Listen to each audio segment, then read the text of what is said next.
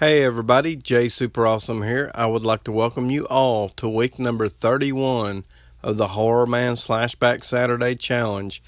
This week's slasher movie theme is Killer Toy Slashers, and I will be giving my review for Doll Graveyard. Okay, so getting into the plot for this one.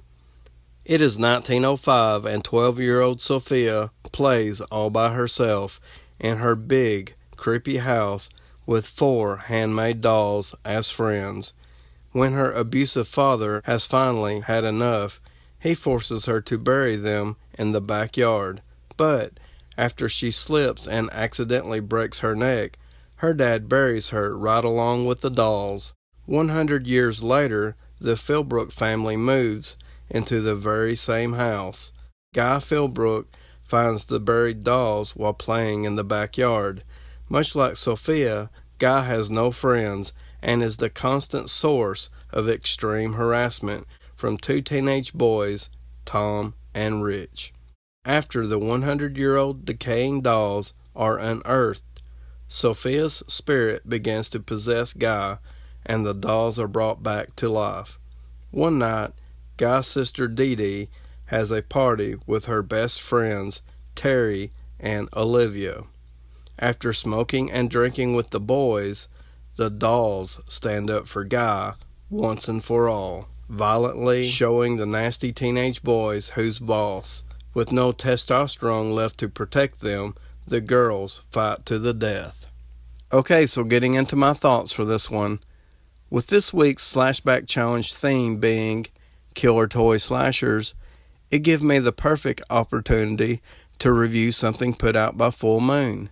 Full Moon is a company that I have always loved.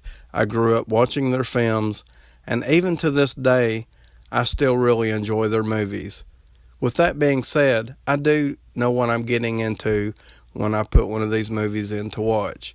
They are produced and filmed on very small budgets, but I have always had fun with them. That's why this week I am happy to be able to review Doll Graveyard. Okay, so getting into the cast of characters we have in Doll Graveyard. So this movie has a very simplistic setup. It takes place all within one location inside of one house, and there's a few scenes that take place in the backyard. The movie opens up with Sophia. She is being forced by her father to bury her toy dolls that she absolutely loves and considers them to be her best friends because she has no other friends. So after she places them inside the hole, she goes to climb out, she trips and falls and breaks her neck. I really enjoyed this opening section of the movie. All besides when she trips and falls, it wasn't very convincing, but this is just a minor complaint. I overall enjoyed the scene, and it didn't really hurt the movie that much for me. 100 years later, we get a new family moving into the house, a father, son, and daughter. The son character, whose name is Guy, is a pretty likable character. He is pretty shy. He likes to collect toy action figures, and he is the one that discovers the dolls buried in the backyard. So Guy and Sophia are very similar, as they both like dolls or action figures, and they both are victims of some form of harassment. And this later on connects them in the storyline of this movie. Guy and his sister Dee Dee have your typical brother and sister type of relationship where they are often fighting back and forth between each other. Dee Dee is wanting to throw a party and hang out with friends with drugs and alcohol after their dad leaves out on a date. Guy's problem with this is her friends are not very nice to him. One of her girlfriends ends up befriending Guy, but the other friend does not treat him very good and is pretty much a snob to him. And then we have Dee Dee's boyfriend and his jock friend, and they both harass him and they end up tying him up. So you can kind of understand where Guy does not want these people in their house. Dee Dee's friends rounds out the cast of characters we have in this movie, and overall I thought the acting was pretty good, or at least I consider it to be acceptable for this kind of movie. Okay, so now I'm going to talk about the most important part of a slasher movie, that is the killer and the kills. And we actually have 4 killer toy slashers in this movie. We have a samurai who seems to be the leader of the group, and he is very cool looking. We have a German soldier who has a pointed helmet, and he's also very cool looking. We have sort of a broken looking female doll who has razor sharp teeth and also very cool looking. And then finally, last but not least, and definitely my favorite of the group, is Ooga Booga, who would later go on to have his own movie, which I also think is a really fun movie.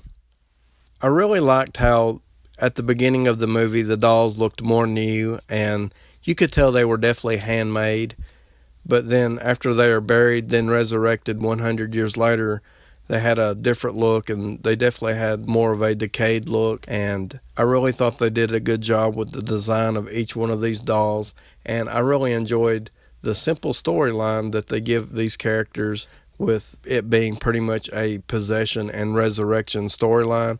I really enjoyed it, and I had a lot of fun with it.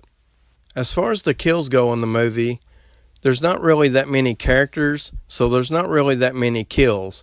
But what we do get are some pretty fun and entertaining death scenes.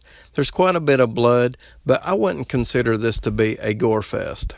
One of the things that I wanted to point out is that in the plot description, this house is described as being huge. It's not really that big. It is a 2-story house with an upstairs and downstairs. The point I'm trying to make is that I kind of feel like when somebody is being murdered and screaming out in pain, I feel like everybody in the house should be able to hear this going on, and that doesn't seem to be the case within this movie. And I know this is a minor complaint, and overall it's something that I can overlook, but it was something that I was thinking about while I was watching the movie. Another minor complaint that I have is that I feel like we had one too many characters surviving at the end. We had one character in particular that was completely expendable, that could have been killed off and added to the body count, which would have only added to the entertainment value of the overall movie. But that wasn't the case, so we ended up having one too many characters surviving at the end. But overall, I really enjoy this movie. It's one that I will watch again. I'm going to recommend it for people who like the Puppet Master movies and for people who like the demonic toy movies.